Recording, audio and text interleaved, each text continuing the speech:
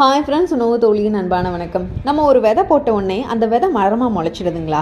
இல்லை, அந்த விதை என்ன செய்யும்? ஃபஸ்ட்டு முளைக்குறுத்து விட்டு வெளியில் வரும். அந்த மண்ணை முட்டி மோதி வெளியில் வந்து அப்படியே அது வளர்ந்துருமா? காற்று, மழை, வெயில் எல்லாத்தையும் தாண்டணும். இது போக ஆடு மாடு கடித்தாலும் அதிலிருந்தும் என்ன செய்யணும்? மீண்டு வளர்ந்துட்டு வரணும். இப்படி இத்தனை பிரச்சனைகளுக்கு நடுவில் தான் ஒரு மரமாக உருவாகுது. மரத்துக்கே இப்படின்னா 6 அறிவு கொண்ட மனுஷனான நமக்கு நம்ம ஏதாவது ஒன்று ஸ்டார்ட் பண்ணுறோன்னு வச்சுக்கோங்களேன். ஒரு பிஸ்னஸே ஸ்டார்ட் பண்ணுறோம், நம்ம ஒரு கோலை நோக்கி போய்கிட்டு இருக்கும்போது ஒரு சின்ன தடை வந்ததுன்னு வச்சுக்கோங்களேன். எத்தனை பேர் அந்த தடையை தாண்டி நம்ம வெளியில் வரோம்? இல்லை, எனக்கு விதி இவ்வளோதான்ப்பா, கடவுள் என் தலையில் இப்படி தான் விதி எழுதி வச்சிருக்கிறாரு அப்படின்னு சொல்லிட்டு விதி மேலே படியை போட்டுட்டு நம்ம என்ன செஞ்சிருவோம்? அந்த இடத்துலேருந்து ஸ்டாப் பண்ணிவிட்டு மறுபடியும் நம்ம பழைய இடத்துக்கே போடுவோம். ஸோ இதை தான் நம்ம எல்லாம் செஞ்சிட்ருக்கோம். இதெல்லாம் சரியா? யாராவது யோசித்து பார்த்துருக்கீங்களா? கண்டிப்பாக யோசித்து பாருங்கள். Stay tune for the update.